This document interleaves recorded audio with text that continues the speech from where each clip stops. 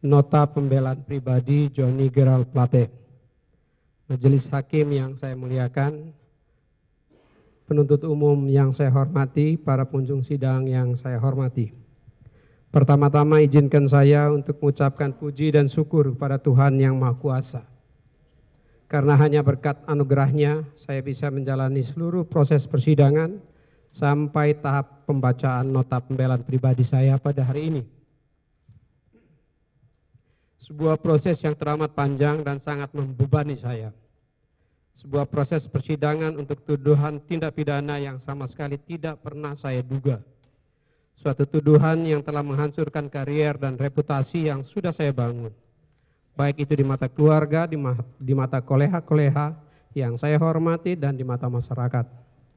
Namun demikian, sekali lagi, saya harus mengucapkan syukur pada Tuhan Yang Maha Kuasa karena sesuai dengan fakta persidangan, setelah selesainya proses pemeriksaan perkara ini, khususnya setelah mendengarkan keterangan para saksi dan para ahli, telah terbukti secara tegas, jelas, dan terang bahwa tuduhan-tuduhan yang ditujukan kepada saya dan narasi-narasi yang dibuat dalam surat dakwaan maupun surat tuntutan tidak didukung alat bukti yang sah secara lengkap. Nota pembelaan saya ini juga merupakan penjelasan yang melengkapi keterangan-keterangan saya dalam persidangan agar dapat memberikan keterangan yang utuh kepada persidangan dan kepada Yang Mulia Majelis Hakim. Majelis Hakim yang saya muliakan, penuntut umum yang saya hormati.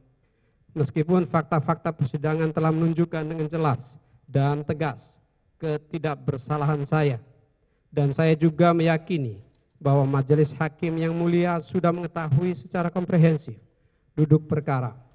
Saya tetap akan menggunakan kesempatan untuk menyampaikan nota pembelaan pribadi untuk mengungkapkan ganjalan pribadi di hati saya, khususnya guna menanggapi surat tuntutan penuntut umum. Sebagaimana telah kita dengar bersama pada sidang pembacaan surat tuntutan pada tanggal 25 Oktober 2023, isi dan materi surat tuntutan penuntut umum ternyata sama saja dengan surat dakwaan. Padahal berdasarkan fakta persidangan, semua dakwaan yang didalilkan kepada saya telah terbantahkan, bukan hanya sebagian, melainkan seluruhnya oleh keterangan saksi, pendapat ahli, maupun alat bukti yang telah dihadirkan dalam persidangan. Selain itu, mengingat sejak awal saya ditetapkan sebagai tersangka, tidak dapat dipungkiri begitu banyak pendapat-pendapat yang mengatakan bahwa penetapan saya sebagai tersangka tidak terlepas dari situasi politik yang sedang terjadi pada saat itu. Maka setelah melihat isi surat tuntutan penuntut umum yang mengabaikan seluruh fakta persidangan, timbul pertanyaan baru dalam diri saya. Apakah sesungguhnya adalah benar pendapat yang beredar luas bahwa saya dijadikan sebagai tersangka, kemudian terdakwa, dijadikan seorang pesakitan, dituduh sebagai koruptor, hanya karena alasan politik? Meski demikian, saya tetap pada komitmen saya bahwa saya akan menghadapi proses hukum yang sedang saya hadapi ini dalam koridor hukum, dan saya tidak akan dan tidak perlu menggunakan alasan-alasan politik dalam pembelaan diri saya, karena saya meyakini bahwa saya tidak bersalah dan saya akan membuktikan ketidakbersalahan saya melalui proses hukum, sehingga tidak ada satupun pihak nantinya yang dapat mendelegitimasi kebenaran saya dalam perkara ini. Oleh karenanya, dalam nota pembelaan pribadi ini, izinkan saya menguraikan sebagian fakta-fakta demi terang dan jelasnya duduk perkara ini, yang untuk lebih lengkapnya akan diuraikan dalam nota pembelaan tim penasihat hukum saya, dengan harapan agar nantinya dapat menjadi bahan pertimbangan bagi Majelis Hakim yang mulia, sehingga dapat memutus perkara ini dengan seadil-adilnya. Majelis Hakim yang saya muliakan, bahwa hal pertama perlu saya luruskan adalah terkait pengadaan base transceiver station 4G dan infrastruktur pendukung paket 1, 2, 3, 4, dan 5 tahun anggaran 2021-2022. Selanjutnya disebut pengadaan BTS 4G yang pelaksanaannya dilakukan oleh BLU Bakti, baik itu dari sisi kebijakan maupun sisi penganggarannya, yang dapat saya uraikan sebagai berikut. 1. bahwa pengadaan BTS 4G di daerah 3T termasuk pengadaan pada tahun anggaran 2021 dan 2022 dengan jumlah total pembangunan BTS di 5.618 lokasi dengan total anggaran 15,5 triliun rupiah merupakan program lanjutan, continuity program dari program Merdeka Sinyal, yaitu program pembangunan BTS 4G di lokasi 3T yang ditetapkan oleh Menteri Komunikasi dan Informatika sebelumnya, yaitu Bapak Rudiantara pada tahun 2019 dan bahkan sudah dibahas dalam rapat kerja dengan Komisi 1 DPR RI pada tahun yang sama, tepatnya pada 22 Juli 2019 sebagaimana diterangkan oleh para saksi antara lain Muhammad Ferdianti Mirsa, Arifin Saleh Lubis, Dodi Setiadi, dan Anang Ahmad Latif yang pada saat itu saya belum menjadi Menteri Kominfo. Kedua, bahwa perubahan target pembangunan BTS 4G dari yang semula di 5.052 lokasi akumulasi dengan rentang waktu dari tahun 2020 sampai dengan 2024 menjadi 7.904 lokasi dalam jangka waktu 2 tahun, yaitu dari tahun 2021 sampai dengan tahun 2022 didasarkan pada adanya arahan Bapak Presiden Republik Indonesia dalam rangka percepatan transformasi digital yang disampaikan dalam rapat-rapat terbatas, ratas, dan rapat internal kabinet, yaitu A. Ratas kabinet pada hari Selasa 12 Mei 2020 melalui video conference yang termuat dalam risalah rapat internal kabinet nomor R0092-DKK-05-2020, R0113-Seskap-DKK-05-2020 tentang percepatan transformasi digital bagi UMKM yang mana pada bagian butir 5C, Presiden Republik Indonesia menyampaikan untuk melakukan percepatan transformasi digital bagi pelaku UMKM. B.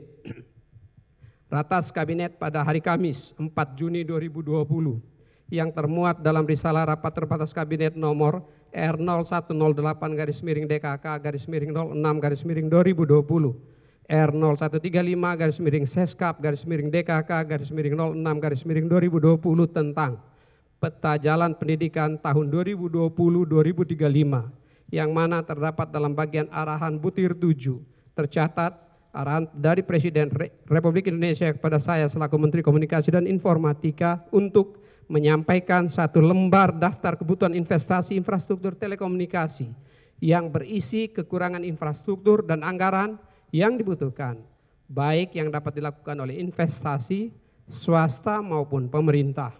Hal tersebut dilakukan dalam rangka digitalisasi nasional. C.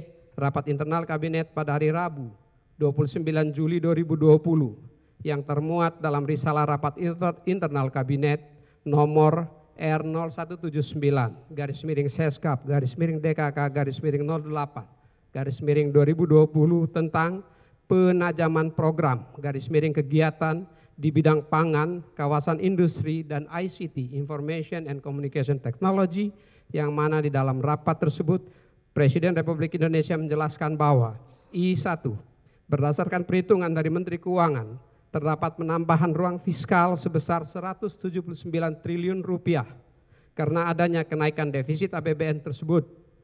Dari angka tersebut, 38 triliun rupiah digunakan untuk pendidikan sebagaimana diamanatkan undang-undang dan 9 triliun rupiah untuk kesehatan.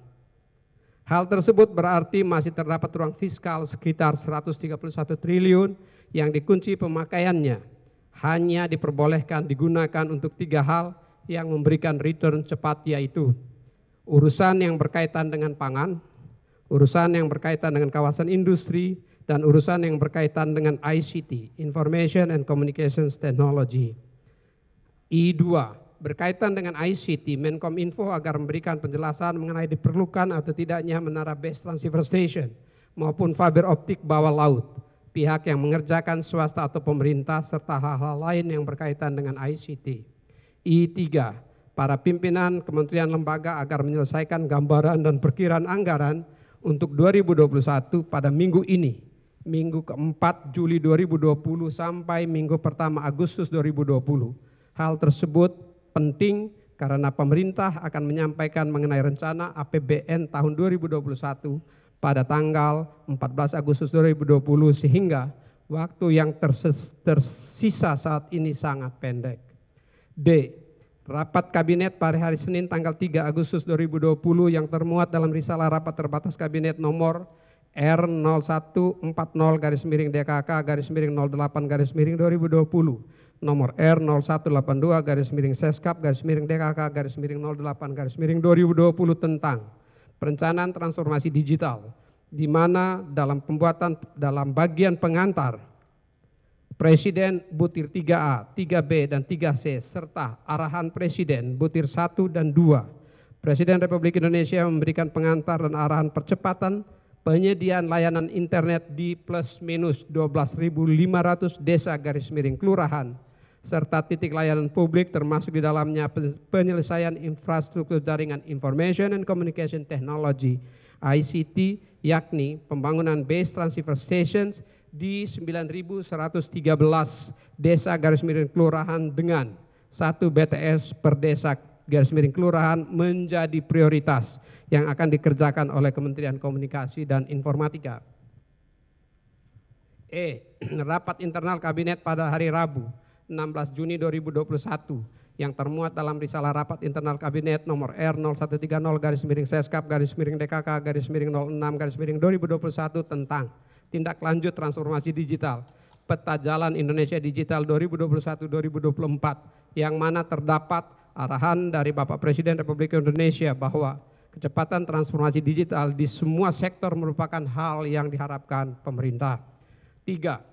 Bahwa sebelum adanya arahan dari Presiden Republik Indonesia untuk melakukan percepatan transformasi digital yang disampaikan pada Ratas Kabinet 4 Mei 2020, sebagaimana diuraikan di atas, target pembangunan BTS 4G di daerah 3T maupun jumlah anggaran diajukan oleh Kementerian Kominfo, Komunikasi dan Informatika kepada Kementerian Keuangan adalah sesuai dan mengacu pada Peraturan Presiden nomor 18 tahun 2020 tentang Rencana Pembangunan Jangka Menengah RPJMN 2020-2024 yang dibuktikan dengan surat Menkom Info nomor B235-M .com.info/PR.01.01/03/2020 perihal usulan inisiatif baru rencana kerja pagu indikatif 2021 Kominfo tertanggal 24 Februari 2020.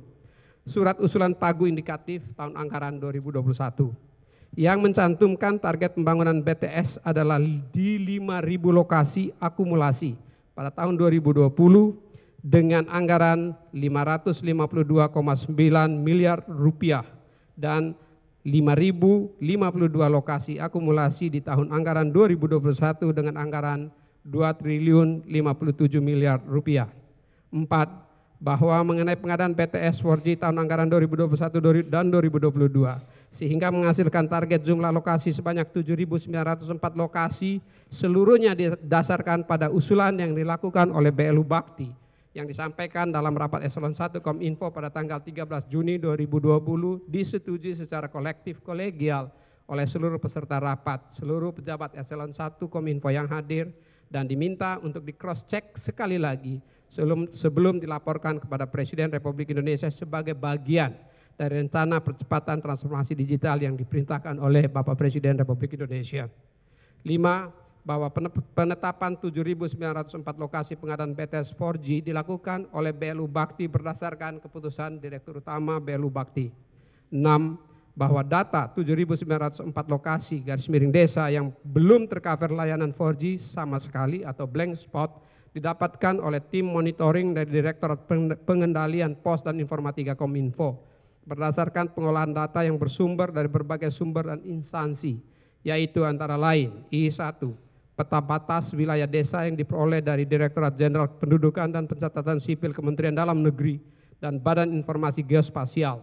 I2, data area pemukiman yang diperoleh dari Badan Informasi Geospasial dan Badan Pertanahan Nasional Republik Indonesia. Dan I3, data site BTS serta coverage prediction yang diperoleh dari operator seluler dan telah dilakukan oleh Direktorat Pengendalian Pos dan Informatika sejak tahun 2017. 7. Bahwa terkait penggunaan skema belanja modal CAPEX atau Capital Expenditure dalam pengadaan BTS 4G, selain faktanya dalam rangka menjabarkan usulan Menteri Keuangan yang disampaikan dalam ratas kabinet tanggal 3 Agustus 2020, juga didasarkan pada perhitungan dari BLU Bakti, di mana apabila pengadaan BTS 4G tetap menggunakan dana PNBP Universal Service Obligation atau USO, mengacu pada ketersediaan dan terbatasnya anggaran selama 5 tahun 2015 sampai 2020 hanya mampu membangun 1.606 BTS. Maka jumlah BTS yang dapat dibangun setiap tahunnya hanya kurang lebih plus minus 334 BTS 2G, 3G, dan 4G. Dan untuk memenuhi target pembangunan BTS 4G dalam rangka percepatan transformasi digital, yaitu 7.904 BTS, akan dibutuhkan kurang lebih 20 tahun. Dengan demikian perlu dilakukan akselerasi dalam melaksanakan arahan Presiden Republik Indonesia untuk diselesaikan dalam 2 tahun anggaran tahun 2021-2022.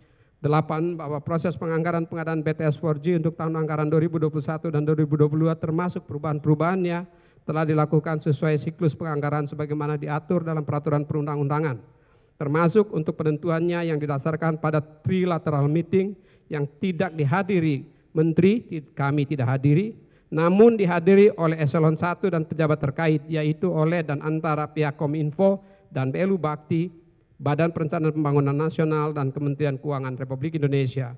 Yang selanjutnya dilakukan secara berjenjang dan sesuai pembahasan siklus RAPBN sebagaimana diatur di dalam Undang-Undang MD 3 dan tata tertib Undang-Undang MD 3, baik rapat kerja dengan Komisi 1 DPR RI yang kami hadir, maupun rapat-rapat di Badan Anggaran DPR RI yang dihadiri hanya oleh Menteri Keuangan tanpa kehadiran kami, sampai pada pengesahan RAPBN tahun anggaran 2021 menjadi Undang-Undang APBN tahun 2021 pada rapat paripurna DPR RI tanggal 29 September 2020 yang dihadiri oleh Menteri Keuangan. 9.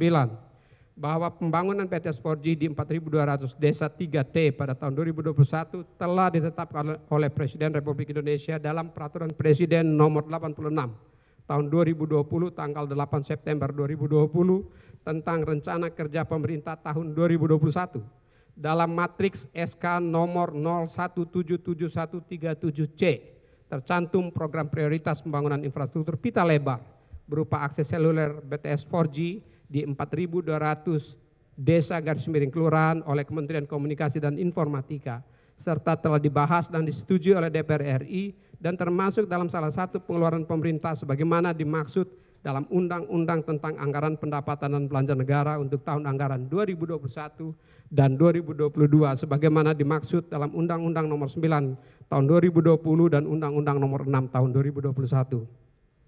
Berdasarkan uraian di atas, maka adalah jelas, tegas, dan tidak terbantahkan bahwa pertama, pengadaan BTS 4G dengan target 7.904 lokasi bukanlah inisiatif apalagi hanya didasarkan pada ambisi pribadi saya sebagaimana dinarasikan oleh penuntut umum, melainkan karena adanya arahan dari Bapak Presiden Republik Indonesia dalam rangka percepatan transformasi digital sebagai program pemerintah Indonesia yang merupakan perintah jabatan.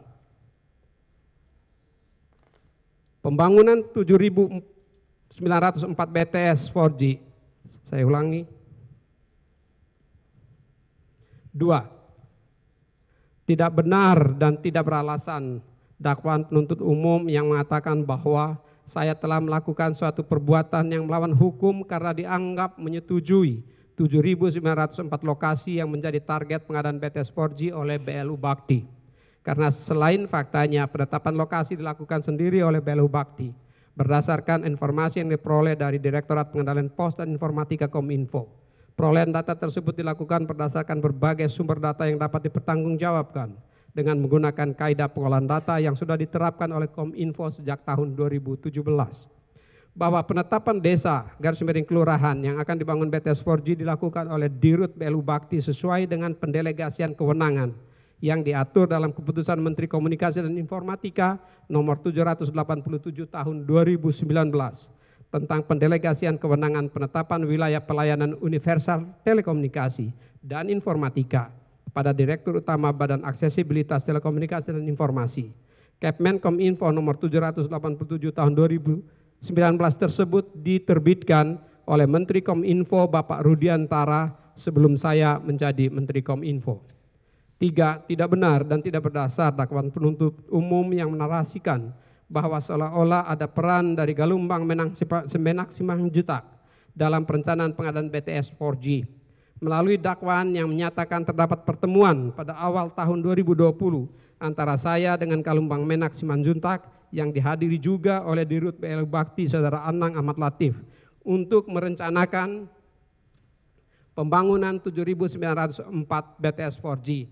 Karena faktanya, sebagaimana dapat dilihat dari surat usulan pagu indikatif yang dikirimkan oleh Kominfo kepada Menkeu pada awal tahun, yaitu 24 Februari 2020, rencana pembangunan BTS 4G masih merujuk pada target dalam RPJMN 2020-2024, yaitu 5.052 lokasi akumulasi untuk periode tahun 2020-2024. Yang mulia Majelis Hakim, pada awal tahun 2020 saya baru menjadi Menteri Kominfo. Untuk mendapatkan tambahan informasi sektor teknologi informasi dan komunikasi TIK, saya melakukan banyak pertemuan dengan pelaku industri telekomunikasi, termasuk para eksekutif operator seluler, eksekutif e-commerce, eksekutif perusahaan teknologi digital nasional dan global, dan para pejabat pemerintah terkait. Saudara Galumbang Menak Simanjuntak hanya salah satu dari antara banyak orang tersebut. Dalam pertemuan dengan saudara Galumbang Menak Simanjuntak tersebut, saya justru berbeda pendapat dengannya, di mana menurut saya pembangunan BTS harus menjadi kewajiban operator seluler yang telah mendapat lisensi spektrum frekuensi dari pemerintah, dalam hal ini Kominfo. Walaupun pemerintah melalui BLU Bakti ikut membangun BTS di wilayah 3T. Pada kenyataannya kemudian masih terdapat 3.435 BTS, 3.435 desa atau kelurahan di wilayah kerja operator seluler, wilayah non 3T yang masih blank spot, tidak ada sinyal seluler. Sedangkan operator seluler telah menggunakan spektrum frekuensi lebih dari 10 tahun. Saya bersama rekan-rekan di Kominfo akhirnya berhasil mendapatkan kesepakatan dari operator seluler atas biayanya sendiri untuk menyelesaikan pembangunan 3.436 BTS 4G tersebut di tahun 2021 dan 2022 sebagai prasyarat perpanjangan izin lisensi spektrum frekuensi baik Telkomsel 1.500 BTS, XL Axiata 861 BTS, Indosat Ooredoo Hutchison 3 1023 BTS, dan Smartfren 52 BTS yang kesemuanya adalah BTS 4G. Demikian halnya penerimaan negara bukan pajak atau PNBP frekuensi Kominfo yang oleh saudara Galumbang Menak Simanjuntak dianggap sudah terlalu tinggi dan mahal.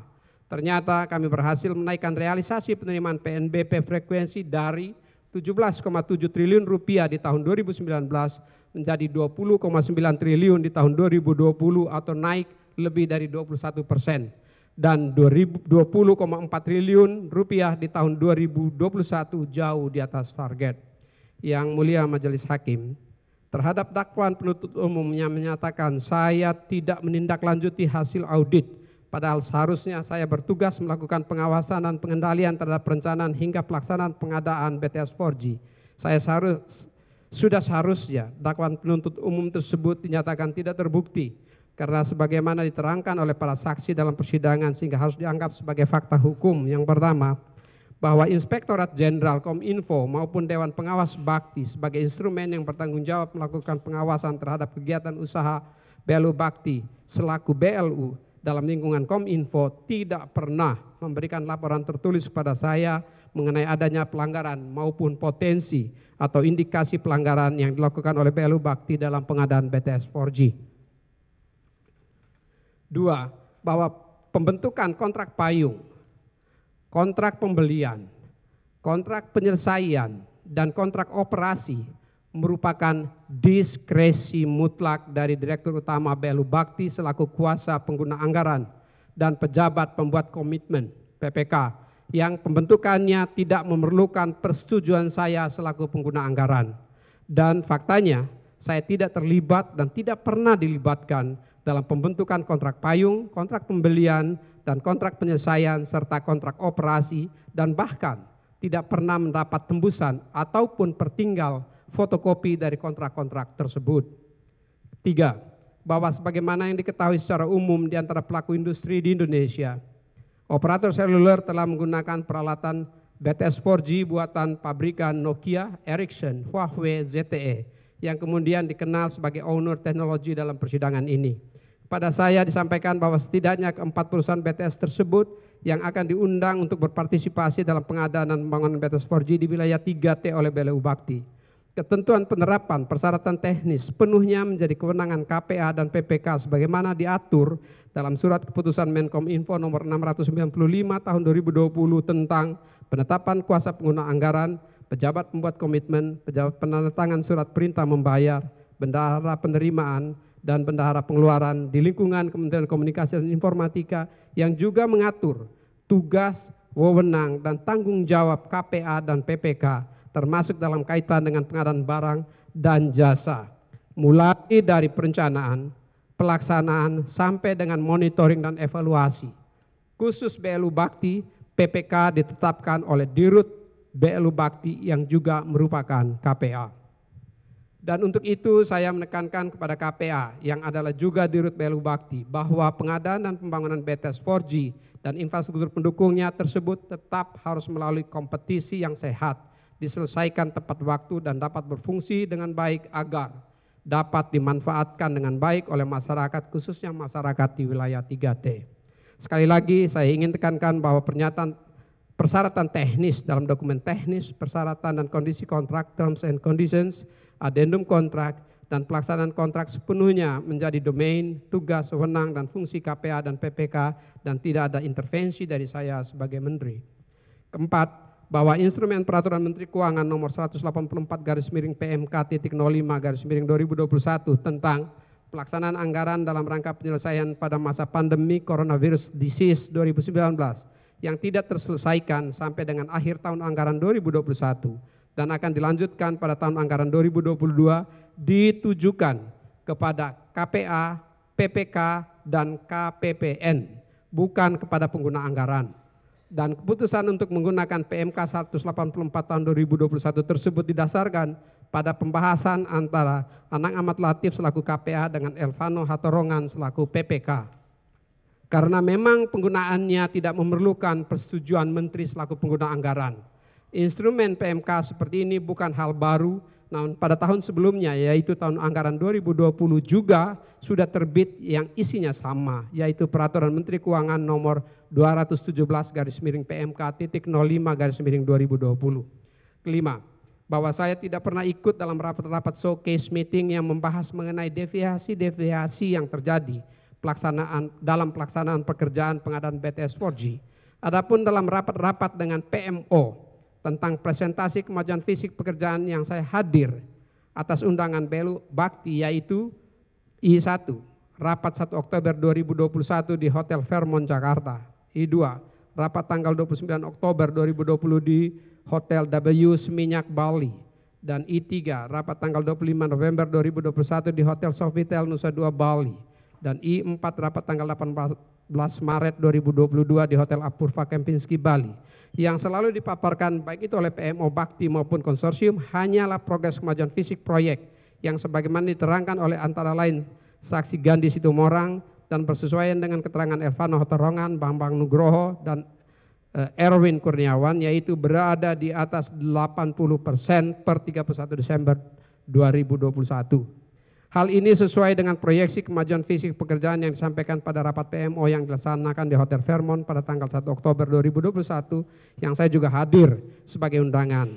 Saya mengingatkan secara keras kepada peserta rapat termasuk BLU Bakti, PMO, dan penyedia untuk bertanggung jawab dan mengambil langkah-langkah untuk menyelesaikan pekerjaan secara maksimal demi memenuhi target pemerintah. Pada rapat PMO di Hotel Apurva Kempinski Bali pada tanggal 18 Maret 2022 yang melaporkan bahwa kemajuan pekerjaan hanya sebesar 85% atau dalam 90 hari hanya terjadi kenaikan 5% pekerjaan. Saya sangat marah dan meminta kepada KPA dan penyedia untuk bertanggung jawab dan menyelesaikannya dengan administrasi dan dokumentasi yang benar sebagaimana yang disyaratkan dalam PMK 184 tahun 2021 tersebut dan syarat-syarat kontrak agar tidak merugikan keuangan negara. Tindak lanjut atas pelaksanaan kontrak dan PMK 184 tahun 2021 tersebut dilakukan oleh KPA bersama PPK BLU Bakti. Adapun terhadap dakwaan dan tuntutan penuntut umum yang menyalahkan saya karena tidak memerintahkan Anang Ahmad Latif melakukan pemutusan kontrak para konsorsium, sudah seharusnya ditolak oleh Yang Mulia Majelis Hakim. Bukankah penuntut umum mengetahui bahwa tidak mungkin dan tidak diperbolehkan bagi saya selaku Menteri sekaligus pengguna anggaran yang sudah melimpahkan dan mendelegasikan kewenangannya kepada kuasa pengguna anggaran yang dalam hal ini adalah kepada Direktur Utama Bakti, Saudara Anang Ahmad Latif, untuk melakukan tindakan atau perintah yang sifatnya intervensi terhadap pelaksanaan pengadaan barang dan jasa? Bukankah justru apabila saya memerintahkan pemutusan kontrak, maka tindakan saya tersebut akan dikategorikan sebagai suatu tindakan intervensi yang sifatnya melawan hukum? Namun saya mengingatkan dengan keras para pihak yang berkontrak agar bertanggung jawab dan tidak merugikan keuangan negara. Bahwa selain karena posisi saya sebagai pengguna anggaran yang tidak diperbolehkan mengintervensi pelaksanaan pengadaan, faktanya sebagaimana telah diterangkan oleh para saksi dalam persidangan, saya tidak pernah mendapatkan laporan tertulis, baik nota dinas maupun surat, khususnya dari Dewan Pengawas Bakti maupun dari Anang Ahmad Latif selaku KPA dan Dirut BLU Bakti, mengenai adanya kondisi yang mengharuskan dilakukannya pemutusan kontrak. Sebagaimana telah saya sampaikan di atas, dalam setiap rapat di mana saya diundang hadir, laporan yang diberikan kepada saya adalah bahwa pelaksanaan pengadaan mencapai lebih dari 80% per 31 Desember 2021 dan sehubungan dengan fasilitas PMK 184 tahun 2021, Dirut BLU Bakti mengatakan bahwa pengadaan akan dapat diselesaikan tepat pada waktunya yang mengacu pada komitmen penyedia sesuai surat pernyataan kesanggupan dari konsorsium penyedia BTS 4G untuk menyelesaikan sisa pekerjaan sesuai amanat PMK 184 tahun 2021 tersebut. Bahwa saya melaksanakan program pemerintah sebagaimana arahan Bapak Presiden dalam rapat-rapat kabinet, Peraturan Presiden nomor 86 tahun 2020 dan Undang-Undang APBN tahun anggaran 2021 dan tahun anggaran 2021. Yang Mulia Majelis Hakim, sebagaimana telah diterangkan dengan gamblang oleh semua saksi dalam persidangan, saya selaku pengguna anggaran tidak pernah terlibat atau dilibatkan dalam pengambilan keputusan apalagi mengintervensi pelaksanaan pengadaan BTS 4G, termasuk namun tidak terbatas pada I1, pembentukan Peraturan Direktur Utama Bakti nomor 7 tahun 2020, 2, I2, penentuan syarat-syarat kualifikasi, I3, penentuan pemenang lelang, I4, pembentukan kontrak payung, I5, pembentukan kontrak pembelian, kontrak penyelesaian, dan kontrak operasi. I6, pembentukan maupun amandemen terhadap kontrak pembelian. I7, keputusan penggunaan instrumen Peraturan Menteri Keuangan nomor 184/PMK.05/2021 dalam rangka memberikan perpanjangan jangka waktu penyelesaian pekerjaan kepada para konsorsium hingga 31 Maret 2022. I8, penetapan besaran denda keterlambatan maupun I9, penetapan persyaratan-persyaratan komersial lainnya dalam kontrak yang dipermasalahkan oleh penuntut umum dalam surat tuntutannya. Tidak adanya pelanggaran maupun keterlibatan saya selaku Menteri sekaligus pengguna anggaran dalam proses perencanaan pengadaan dan pelaksanaan pengadaan sebagaimana laporan hasil audit penghitungan kerugian keuangan negara yang telah dilakukan oleh BPKP untuk perkara ini. Saya kutip pernyataan dan jawaban Saudara Dedi Nurmawan Susilo, STRAK, dalam persidangan sebagai ahli jaksa penuntut umum dan sekaligus ketua tim audit BPKP dalam perkara ini. Tidak ada pelanggaran dan tidak ada penyimpangan yang dilakukan oleh pengguna anggaran, dalam hal ini Menteri, yang berdampak pada kerugian keuangan negara yang disajikan dalam laporan hasil audit BPKP. Sehingga dengan demikian sudah seharusnya saya tidak ikut dikenakan pertanggungjawaban hukum atas pelanggaran yang terjadi dalam proses lelang dan proses pelaksanaan pengadaan BTS 4G tersebut. Majelis Hakim yang mulia, jaksa penuntut umum yang saya hormati. Dalam tuntutan jaksa penuntut umum saya dipersalahkan karena membuat laporan kepada Bapak Presiden sesuai surat Menkominfo nomor R 506/M.Info/PR.01.01/2020 tanggal 30 Juli 2020 perihal laporan percepatan transformasi digital nasional yang salah satu isinya adalah tentang pembangunan sebanyak 4.200 BTS 4G. Dapat saya jelaskan bahwa surat tersebut adalah tindak lanjut dari arahan Bapak Presiden dalam ratas kabinet. Sedangkan jumlah 4.200 BTS 4G dan besarnya anggaran yang dibutuhkan telah disiapkan dan dihitung oleh Dirut Belu Bakti sesuai dengan kesaksian Saudara Anang Ahmad Latif dalam persidangan. Laporan kami tersebut bersifat rahasia dan sebagai informasi bagi Bapak Presiden serta bukan merupakan bagian dari siklus dan proses pembahasan rencana APBN tahun anggaran 2021. Mengenai rencana bisnis dan anggaran RBA Belu Bakti, dapat saya jelaskan bahwa sesuai dengan ketentuan RBA tersebut harus ditandatangani oleh Menteri bersama-sama dengan Dewas dan Direksi Belu Bakti sebagai prasyarat pelaksanaan program.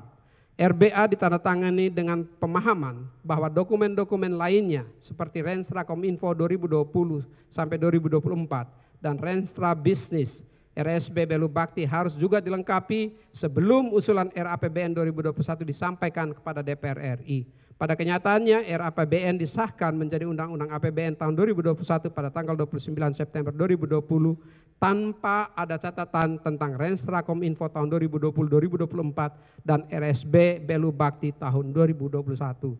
Mengenai Saudara Muhammad Yuriski Mulyawan, dalam persidangan dan sesuai dengan BAP, Saudara Muhammad Yuriski Mulyawan telah menyatakan bahwa yang bersangkutan tidak mengenal saya dan saya tidak pernah memberikan arahan agar pekerjaan power supply diberikan kepada Saudara Muhammad Yuriski Mulyawan atau perusahaannya. Sepengetahuan saya dari BAP dan persidangan, Saudara Muhammad Yuriski Mulyawan telah lama berbisnis di Belu Bakti jauh sebelum kami menjadi Menteri Kominfo. Tidak ada manfaatnya bagi saya mempromosikan Saudara Muhammad Yuriski Mulyawan yang saya tidak tahu produknya dan tidak tahu keahliannya. Majelis Hakim yang mulia, Jaksa Penuntut Umum yang terhormat, pada saat dibacakannya tuntutan oleh penuntut umum yang mengatakan bahwa saya diperkaya sebesar 17.848.308.000 rupiah, saya benar-benar merasa terzolimi. Sekali lagi terzolimi dan diperlakukan dengan semena-mena dan sangat tidak adil oleh penuntut umum. Hal ini tidak terlepas dari fakta bahwa semua tuduhan tersebut didasarkan pada keterangan saksi-saksi yang sedang mencari selamat, yaitu orang-orang yang sudah mengakui telah menerima dana tersebut. Agar mereka sendiri tidak dijadikan tersangka, maka tidak segan-segan dalam persidangan memberikan keterangan atau lebih tepatnya fitnah kepada saya dengan melemparkan semua kesalahan kepada saya dan menjadikan saya keranjang sampah kesalahan. Saya tidak mengetahui dari mana sumber dana tersebut.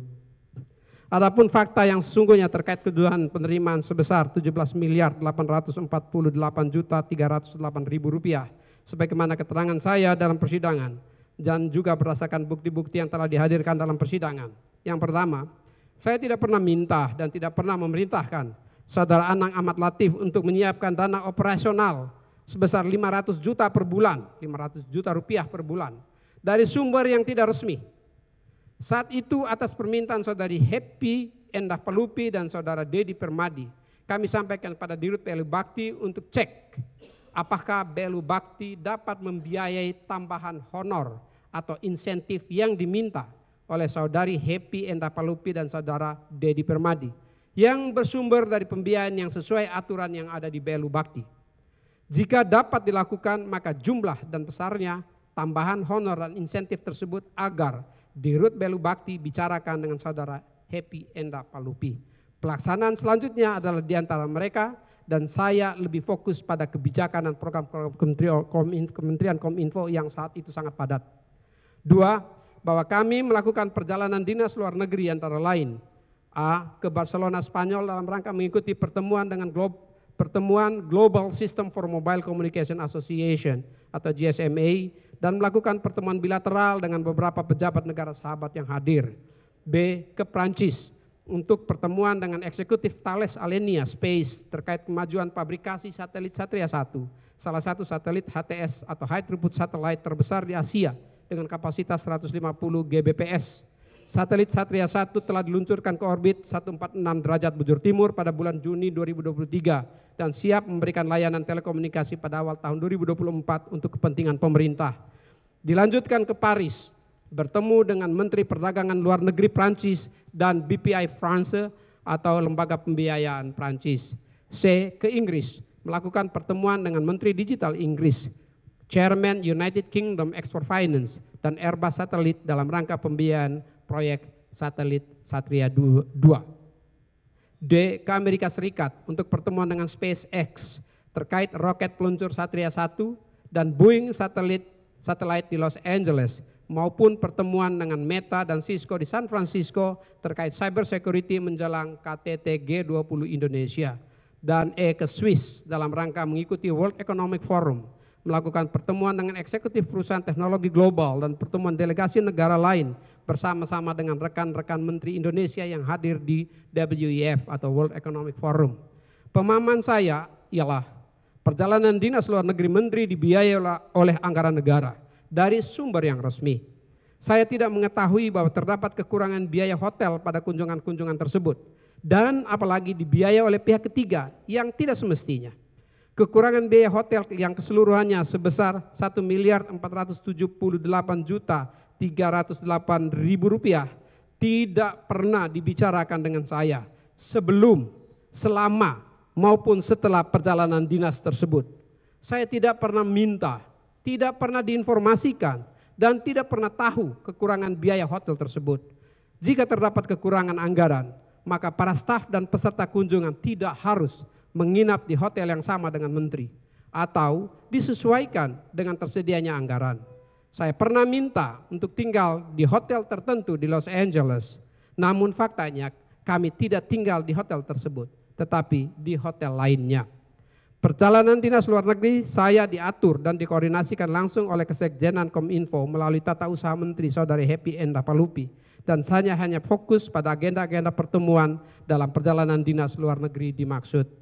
Ketiga, bahwa saya merupakan member di beberapa lapangan golf yang dimaksud oleh penuntut umum, termasuk lapangan golf Pondok Indah, dan kami biasanya main di lapangan yang saya adalah member dengan biaya 200 sampai 300 ribu rupiah per sekali main. Bahkan pemain lainnya yang satu flight mendapat fasilitas potongan harga dari member saya tersebut. Saya biasanya membayar sendiri saat check-in atau ditagihkan sebulan sekali. Dengan demikian biaya yang dikeluarkan oleh pihak ketiga sebesar 420 juta rupiah adalah untuk dirinya sendiri atau pemain lain di flight yang berbeda yang mungkin saja sahabat yang bersangkutan. Keempat, bantuan-bantuan sosial yang saya berikan secara simbolis kepada korban bencana alam di Flores Timur, lembaga keagamaan di Kupang, lembaga pendidikan di Kupang, yang kesemuanya di wilayah kerja BLU Bakti, juga lokasi pembangunan stasiun bumi satelit Satria 1 di Kupang untuk satelit Satria 1. Bantuan-bantuan tersebut disampaikan secara terbuka, diliput oleh media lokal dan nasional, tidak ada yang dirahasiakan. Pemahaman saya, dana bantuan tersebut berasal dari sumber dana resmi dan sesuai aturan. Penyerahan atau transfer dana dilakukan kemudian, bukan pada saat saya hadir. Dirut BLU Bakti atau staf BLU Bakti tidak pernah menyampaikan pada saya dari mana sumber dana-dana tersebut. Kelima, mengenai uang 4 miliar rupiah yang diberikan oleh Irwan Hermawan melalui Walbertus Natalius Wisang. Sudah seharusnya dakwaan penuntut umum tersebut ditolak oleh Yang Mulia Majelis Hakim.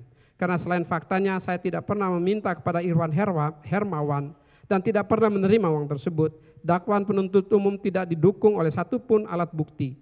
Karena saksi Walbertus Natalius Wisang dalam persidangan di bawah sumpah telah menerangkan bahwa yang bersangkutan tidak pernah menerima uang terkait dengan pengadaan PTS 4G. Dan begitu juga dengan saksi Anang Ahmad Latif yang dalam persidangan telah menerangkan bahwa yang bersangkutan sendiri tidak pernah memerintahkan saksi Irwan Hermawan untuk menyerahkan uang sebesar 4 miliar tersebut kepada saksi Walbertus Natalius Wisang. Bahwa saya juga menolak dan sudah seharusnya dibebaskan dari tuduhan penuntut umum yang menyatakan saya telah ikut serta memperkaya Anang Latif, Johan Suryanto, Irwan Hermawan, Windy Purnama, Muhammad Yus Rizky Mulyawan, Konsorsium Faber Home, PT Telkom Infra, PT Multitrans Data, Konsorsium Lintas Arta, Huawei, SEI, dan Konsorsium IBS ZTE. Mengingat berdasarkan fakta persidangan, telah terbukti secara terang benderang bahwa saya tidak terlibat dalam penentuan pihak-pihak tersebut sebagai pelaksana pengadaan BTS 4G. Sehingga dakwaan penuntut umum yang menyatakan saya ikut memperkaya pihak-pihak lain bagi saya merupakan dakwaan yang sangat dipaksakan, tuduhan yang mengada-ada dan absurd. Majelis hakim yang saya muliakan, dengan adanya perkara korupsi yang dituduhkan kepada saya saat ini, tidak dapat dielakkan bahwa opini yang beredar mengenai saya dan kementerian yang saya pimpin hanyalah opini-opini yang negatif. Apalagi melihat dakwaan penuntut umum, maka yang terlihat adalah seolah-olah selama saya menjabat sebagai Menteri Kominfo selama kurang lebih 3,5 tahun, saya hanya mengurus pengadaan BTS 4G, sehingga saya dipaksakan harus tahu dan bertanggung jawab untuk mengawasi hal-hal yang terkecil sekalipun dalam proses pengadaan BTS 4G tersebut. Oleh karenanya dalam kesempatan ini perkenankan saya juga untuk menjelaskan sedikit mengenai hal-hal yang harus dilakukan dan telah berhasil dicapai oleh Kementerian Komunikasi dan Informatika pada periode kepemimpinan saya, yaitu sejak saya dilantik sebagai Menteri Komunikasi dan Informatika Kabinet Indonesia Maju pada tanggal 23 Oktober 2019 antara lain. Yang pertama, peningkatan realisasi penerimaan negara bukan pajak frekuensi dari yang sebelumnya hanya 17,7 triliun rupiah pada tahun 2019 menjadi 20,9 triliun pada tahun 2020 dan 20,4 triliun pada tahun 2021. Kedua, melakukan digitalisasi televisi atau dikenal dengan analog switch off ASO yang sebelumnya sudah terhambat dan terlambat pelaksananya selama puluhan tahun. Sama dengan pengadaan BTS 4G di daerah 3T, kebijakan digitalisasi televisi merupakan salah satu agenda besar pembangunan nasional dan bagian dari percepatan digitalisasi nasional yang dicanangkan oleh Bapak Presiden Joko Widodo yang perlu dilaksanakan karena beberapa alasan antara lain. Mengejar ketertinggalan Indonesia dari sisi perkembangan digitalisasi penyiaran global sebelum akhirnya mampu melakukan digitalisasi televisi pada tahun 2021, Indonesia jauh tertinggal dalam proses digitalisasi televisi sistem terestrial. Negara-negara anggota International Telecommunication Union (ITU) sejak World Radio Conference WRC di tahun 2007 telah menyepakati penataan pita spektrum frekuensi radio untuk layanan televisi terestrial. Sejak itu negara-negara di kawasan Eropa, Afrika, Asia Tengah, dan Timur Tengah membuat keputusan bersama untuk menuntaskan analog switch off di tahun 2015. Bahkan beberapa negara di Eropa sudah selesai dengan proses digitalisasi televisi lebih dari 1 dekade lalu. Sedangkan negara-negara di Asia seperti Jepang telah menyelesaikan proses digitalisasinya di tahun 2011 dan Korea Selatan di tahun 2012. Thailand dan Vietnam pun sudah memulai penyelesaian ASO secara bertahap di tahun 2020 ini. Malaysia dan Singapura sudah selesai dengan ASO secara nasional di tahun 2019. Memberikan kualitas penyiaran yang lebih baik bagi kepentingan publik, proses digitalisasi televisi harus ditempuh dan dilaksanakan demi menghasilkan kualitas penyiaran yang lebih efisien dan optimal untuk kepentingan seluruh masyarakat Indonesia yang selama ini dirugikan akibat kualitas layanan tidak sesuai dengan perangkat teknologi mutakhir. Ketiga, pembangunan pusat data nasional pemerintah yang dijadwalkan mulai dapat digunakan pada kuartal ketiga tahun 2024 untuk mendukung pemerintahan berbasis elektronik dan kebijakan Satu Data Indonesia. Keempat, telah beroperasinya Balai Besar Pengujian Perangkat Telekomunikasi (BBPPT), suatu fasilitas pengujian perangkat telekomunikasi terbesar di Asia Tenggara yang dilengkapi dengan peralatan canggih dan modern.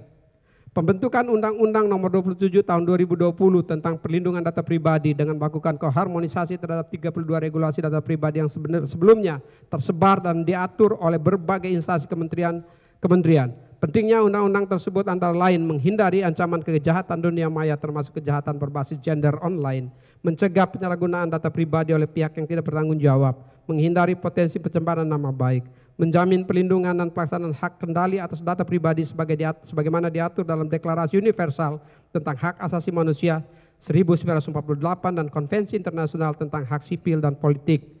Keenam, pada pertengahan tahun 2021 untuk pertama kalinya Indonesia memasuki era telekomunikasi super cepat 5G dengan diterbitkan izin operasi seluler 5G kepada Telkomsel, Indosat Ooredoo, dan XL Axiata. Kemudian pada tahun 2023 Smartfren juga telah mendapat izin operasi seluler 5G.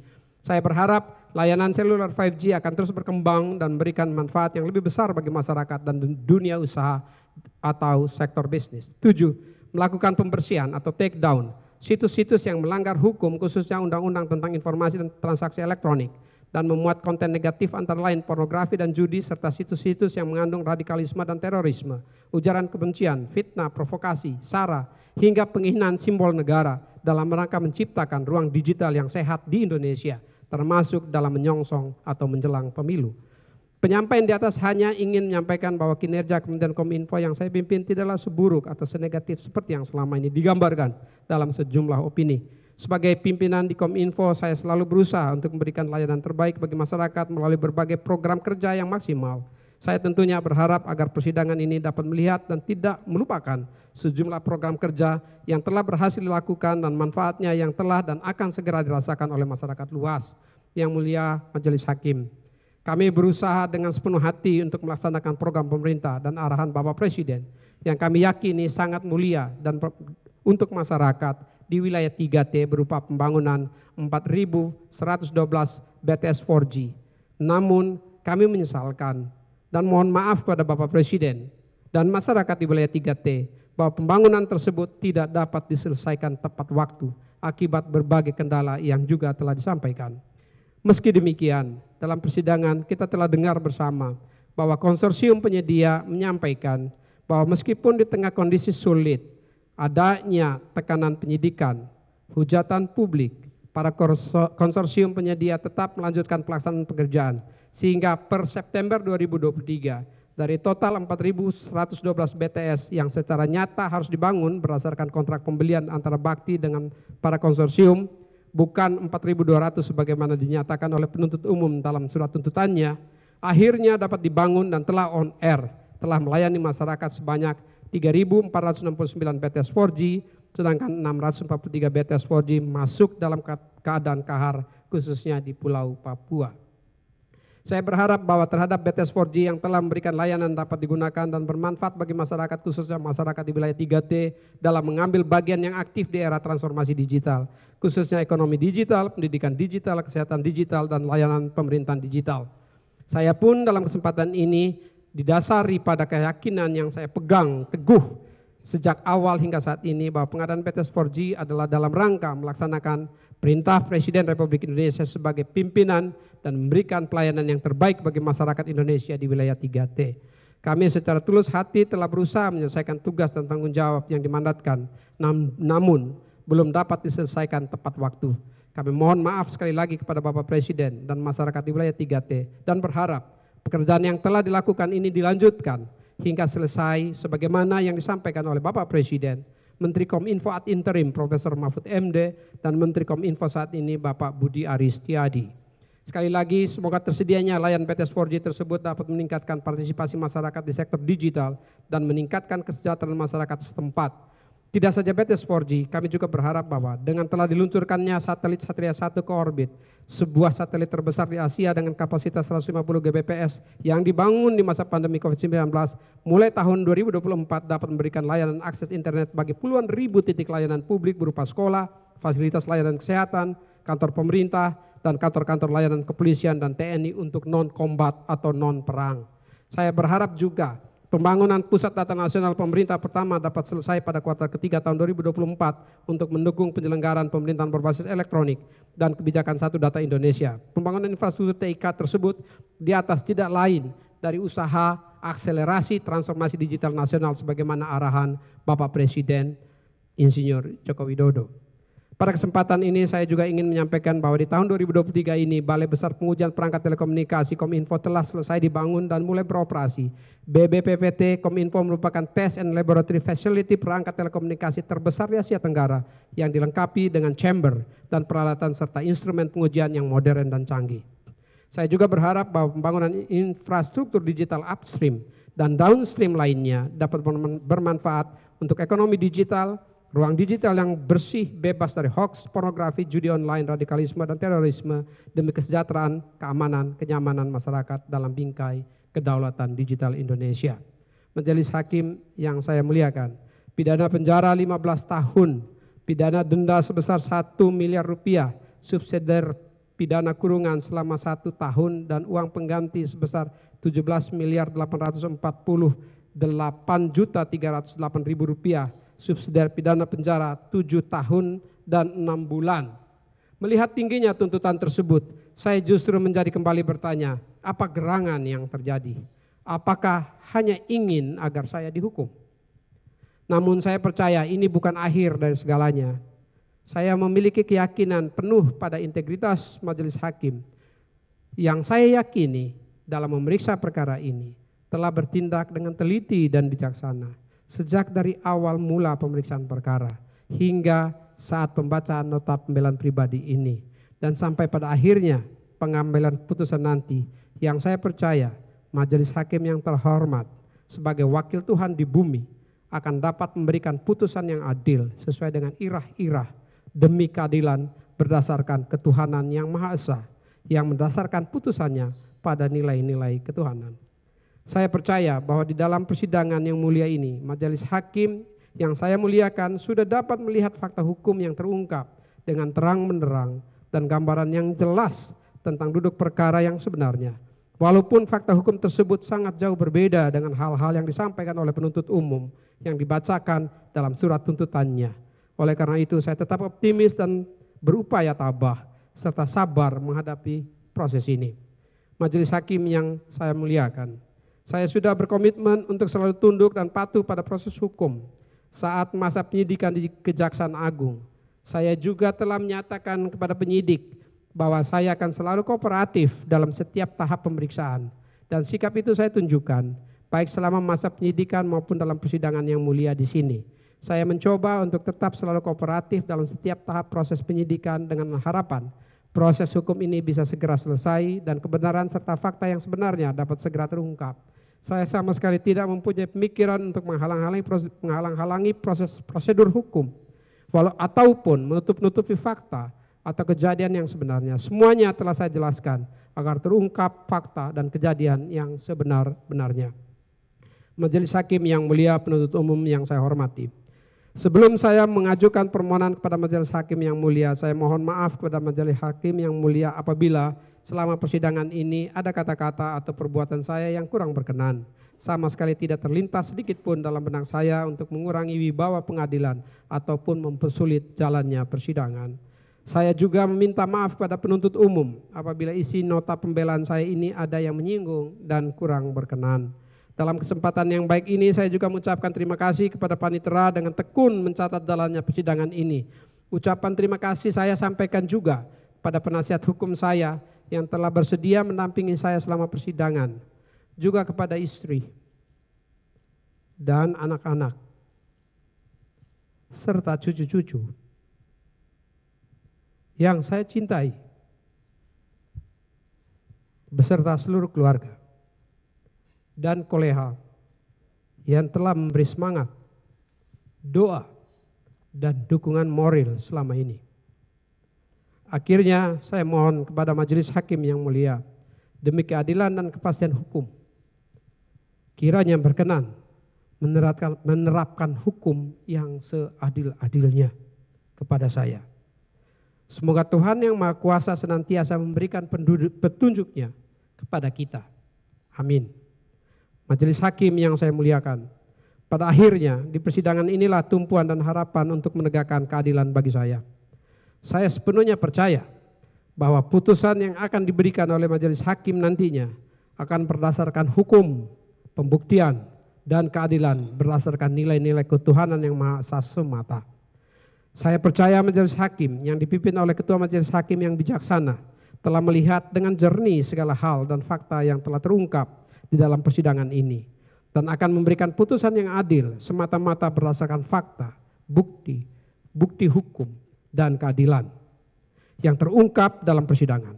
Seluruh hal yang telah saya sampaikan di dalam persidangan ini, khususnya di dalam nota pembelaan pribadi saya ini, adalah fakta yang sebenar-benarnya sebagaimana yang telah saya alami. Oleh sebab itu, saya mohon agar diberikan putusan yang seadil-adilnya kepada saya. Demikian pembelaan pribadi yang dapat saya sampaikan. Semoga dapat mendatangkan kebaikan bagi siapa saja yang mendengarnya. Jakarta, 1 November 2023. Hormat saya, Joni Gerald Plate, ditandatangani. Terima kasih yang mulia. Oke.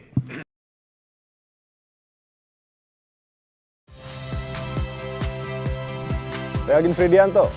Saksikan terus program-program Kompas TV melalui siaran digital, pay TV, dan media streaming lain. Kompas TV, independen, terpercaya.